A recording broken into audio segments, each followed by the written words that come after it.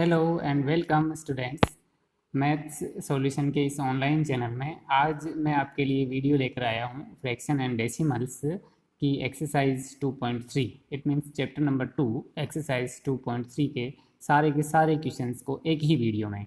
तो आप लोग अंत तक देखिए, सारे क्वेश्चंस आपके समझ में आ जाएंगे, क्योंकि इस एक्सरसाइज में टोटल जो क्वेश्चन हैं वो 8 हैं और हम लोग स्टार्ट कर रहे हैं क्वेश्चन 1 से। तो इस वीडियो में आपको पेन और नोटबुक से मैं आपको बताऊंगा, इसीलिए आपको अच्छा समझ भी आएगा और आपका होमवर्क या आपका प्रोजेक्ट्स पूरा करने में भी आपको बहुत हेल्प मिलेगी। तो मैं यहाँ पर स्टार्ट करता हूँ। अपन स्टार्ट करेंगे क्वेश्चन फर्स्ट को। लिखा हुआ है और उसे पढ़ते हैं और उसे फिर आगे सोल्व कर लेंगे। फाइंड, क्या फाइंड करना है आपको? 1/4 ऑफ, यानी कि 1/4 का ऑफ पता करना है। क्या पता करना है? इसमें पार्ट ए है 1/4, पार्ट बी 3/5 और पार्ट सी C/3।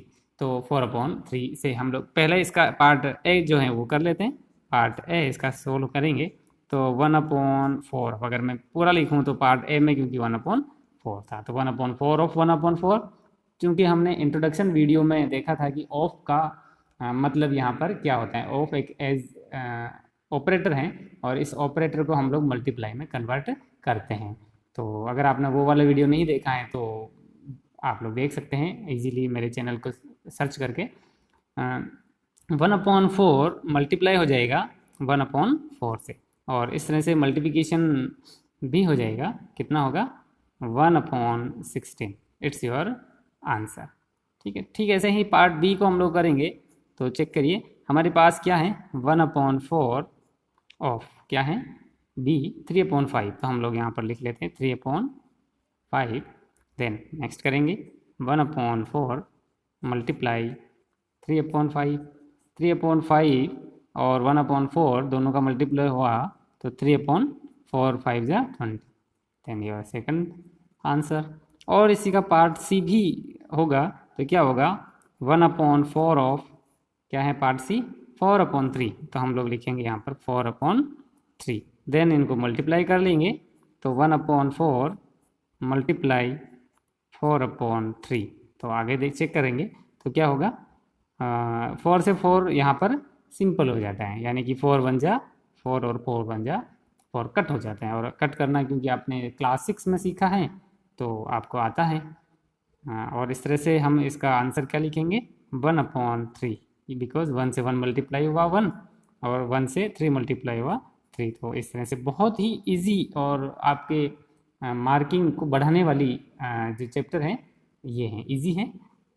चलिए, तो हम लोग अपना सेकंड इसका जो क्वेश्चन है उसको कर लेंगे।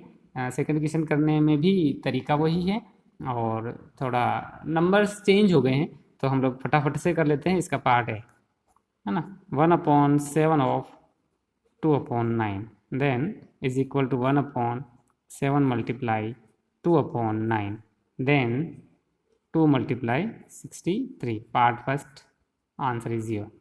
पार्ट बी क्या होगा? 1/7 of 6/5 is equal to 1/7 multiply 6/5 is equal to क्या हो जाएगा?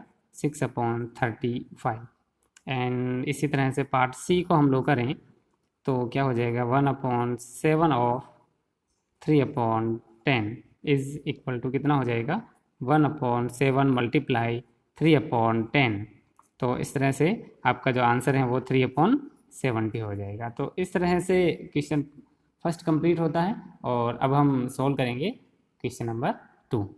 सो कम टू द स्टार्ट करते हैं question 2। Multiply and reduce to lowest form if possible. यदि पॉसिबल हो तो हमें क्या करना है? इनको रेड्यूस करना है लोवेस्ट फॉर्म में, और हमें मल्टीप्लाई तो करना ही करना है। तो हम क्या करेंगे? मल्टीप्लाई करेंगे इनको और फिर उन्हें अगर पॉसिबल हुआ तो लोवेस्ट फॉर्म में रेड्यूस करेंगे। तो स्टार्ट करते हैं हम लोग क्वेश्चन फर्स्ट से।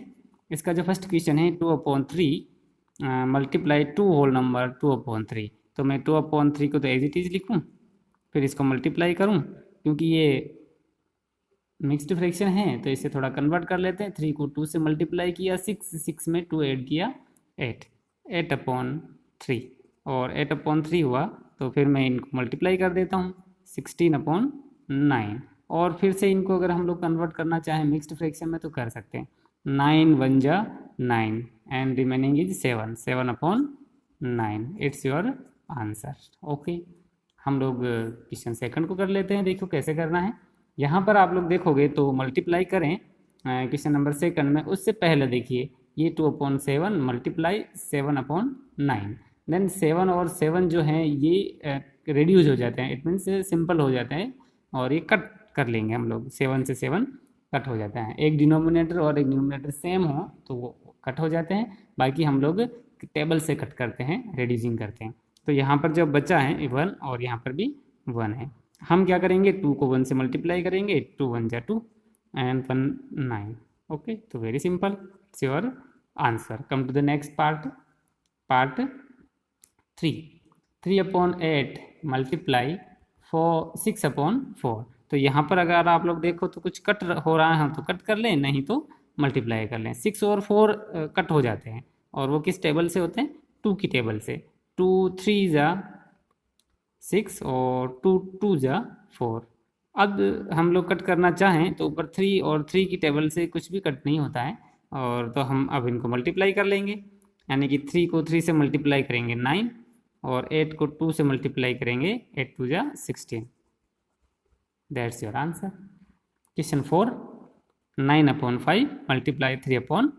तो 3 से 5 कहीं पे भी कट नहीं होता है, इसी तरह से 9 और 5 भी कहीं भी कट नहीं होता है। तो हमें यहाँ पर केवल मल्टीप्लाई कर लेना है, रिड्यूस नहीं हो पा रहा है ये सिंपल फॉर्म में, लोवेस्ट फॉर्म में कन्वर्ट नहीं कर पाएंगे इसे। तो मल्टीप्लाई करने के लिए हम लोग क्या करें, 9 3 जा 27 और 5 5 जा 25। तो बहुत सिंपल ओनली मल्टीप्लिकेशन। अच्छा, क्वेश्चन नंबर 5 उसे भी कर लेंगे। 1/3 मल्टीप्लाई 15/8। तो 3 और 15 यहाँ पर कट हो जाते हैं 1 और 5 से। ओके, हम लोग इनको मल्टीप्लाई कर लेंगे तो 5/8। तो ये आपका आंसर हुआ। इसी तरह से हम लोग क्वेश्चन 6 को कर लेते हैं। यहाँ पर आप लोग देखो तो कट नहीं हो रहा है, कुछ भी कट नहीं हो रहा है। 3 से 2 और 10 कट नहीं होते हैं, 2 से भी 11 और 3 कोई कट नहीं होता है। तो यहाँ पर हम लिख लेंगे 33/20। फिर से आंसर। और इसका जो लास्ट पार्ट है उसे भी हम लोग कर ही लेते हैं। 4/5 मल्टीप्लाई 12/7। तो यहाँ पर भी आप लोग देखोगे कि 5 और 7 प्राइम नंबर हैं, तो इन प्राइम नंबर से 12 और 4 कोई भी रिड्यूस या कट नहीं होता है। तो हम लोग मल्टीप्लाई कर लेंगे। 12/4 जा 48/7 और 5 को मल्टीप्लाई किया तो 35। इस तरह से आपका क्वेश्चन नंबर सेकंड कंप्लीट होता है। तो हम लोग अब करेंगे question third. Come to the question number, start करते हैं क्वेश्चन नंबर 3।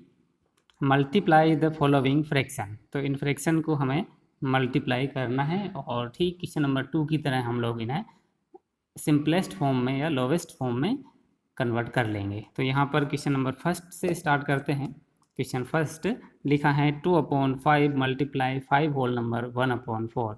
तो इसे मल्टीप्लाई करें, उससे पहले ये जो मिक्स्ड फ्रैक्शन है इसे हम लोग कन्वर्ट कर लेते हैं इम्प्रॉपर में। तो हमारा पहले से लिखा हुआ है 2/5 मल्टीप्लाई कर लेंगे इसे मिक्स्ड फ्रैक्शन में कन्वर्ट करते हुए। तो ये कितना हो जाएगा 4 5 जा 20 + 1 20 1/4। और इस तरह से अब इन्हें मल्टीप्लाई कर लोगे तो सबसे पहले देखिए 4 और 2 तो कट हो जाते हैं 1 टाइम एंड 2 टाइम। तो इस तरह से क्या कट हो गया 1 और 21 तो 21/5 एंड 2 10। फिर से इनको इम्प्रॉपर में कन्वर्ट करोगे तो 10 2 जा 2 तो होल नंबर 2 टाइम्स तो कम्प्लीटली डिवाइड हो जाता है, तो 1 रिमेनिंग होता है और फिर 10 हमारा है। तो इस तरह से हम लोग आंसर लिख लेते हैं 2 होल नंबर 1/10। क्वेश्चन नंबर इसका जो सेकंड पार्ट है उसे भी करेंगे।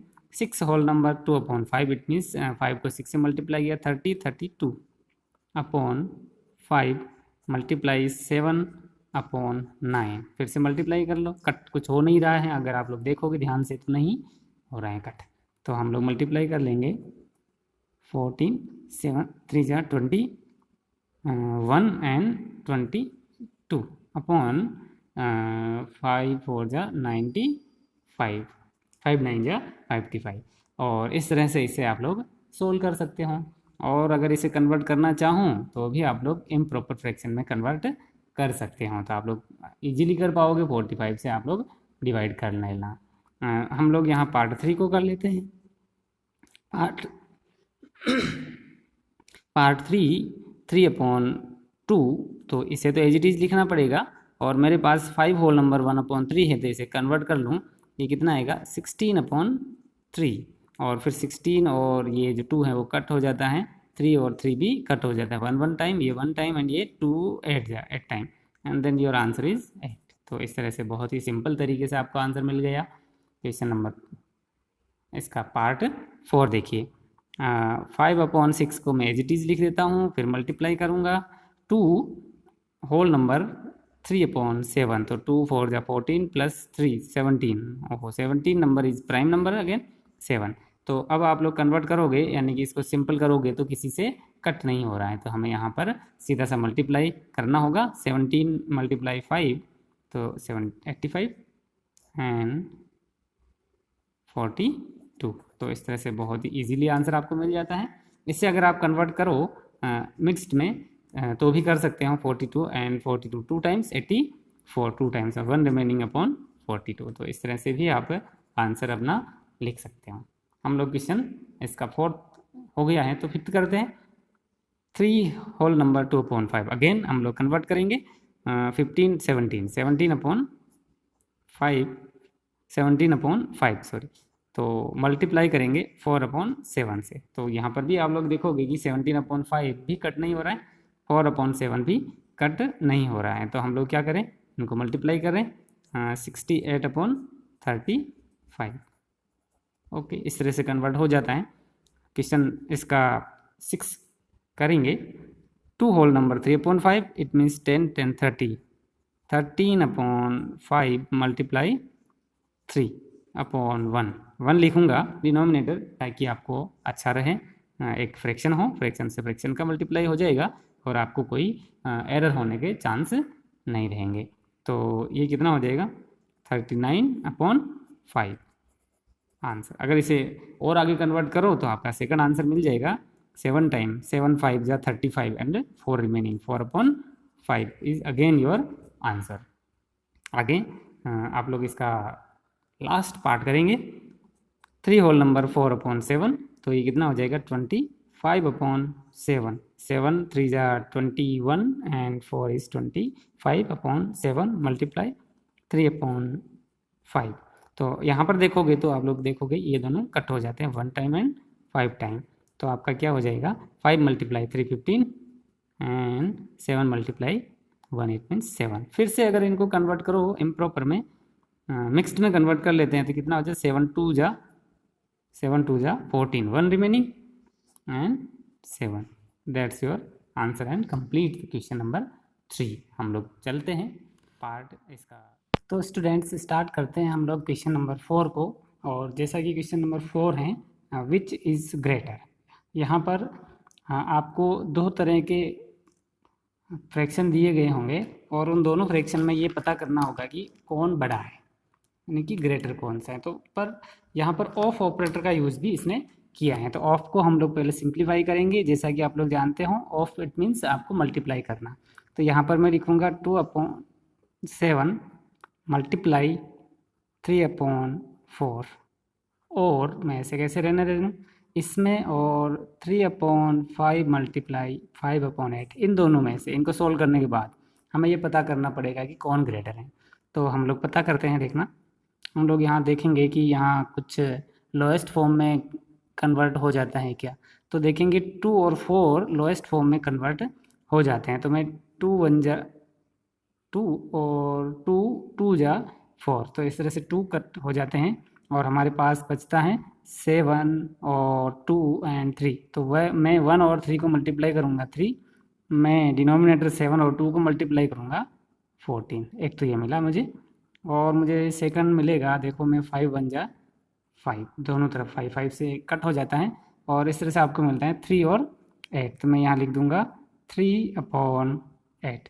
फिर आगे सोल्व करें तो हमें यहाँ पर सोल्व करने वाली बात यह है कि इनके डिनोमिनेटर अगर सेम हो तो हम लोग कह सकते हैं कि कौन इसमें से बड़ा है।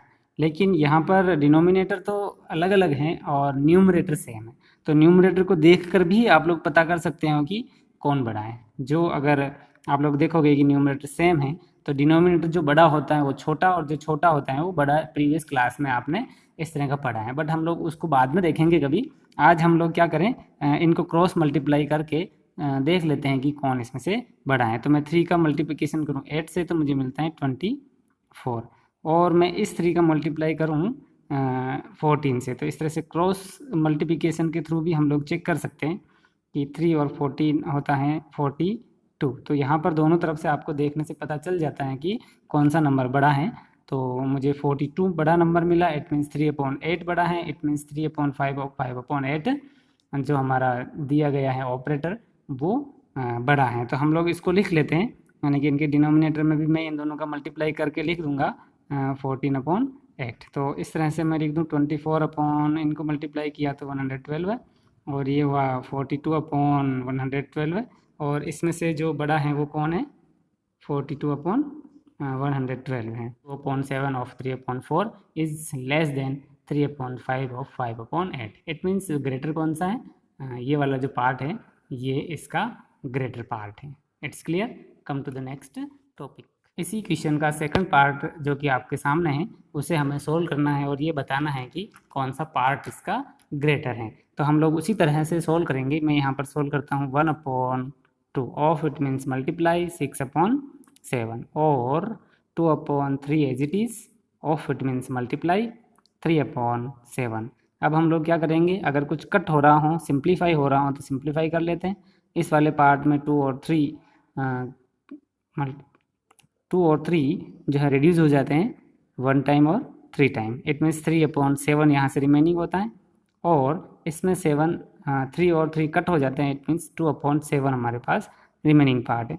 तो इन दोनों को देखने से हमें पता चल जाता है कि 3/7 ग्रेटर है, 2/7 इज लेस है, क्योंकि इनके डिनोमिनेटर सेम है तो हमें इजीली पता चल गया। तो हम लोग लिख लेंगे 3/7 इज ग्रेटर 2/7। तो ये हमारा आंसर। सोल्व करते हैं क्वेश्चन नंबर 5। तो पहले रीड कर लेते हैं क्या लिखा हुआ है। सेली प्लांट्स 4 सैपलिंग्स इन ए रो, यानी कि जो सेली नाम की कोई लड़की है वो 4 छोटे पौधे हैं जिनको लगाना चाहती है एक लाइन में in a row in her garden, उसके गार्डन में। The distance between 2 adjacent sampling is 3/4 metre, यानी कि 2 पौधों के बीच की जो दूरी है वो 3/4 मीटर है। Find the distance between the first and last sampling. तो हम लोग इसमें क्या करेंगे कि समझ लेते हैं कि उसने गार्डन के अंदर पौधे किस तरह से लगाए हैं। यानी कि मैं अगर पौधा लगाऊं तो एक मैंने यहाँ लगाया, मैंने इतनी ही एक दूरी ली 3/4 मीटर, फिर मैंने 3/4 मीटर ली, और फिर मैंने 3/4 मीटर ली।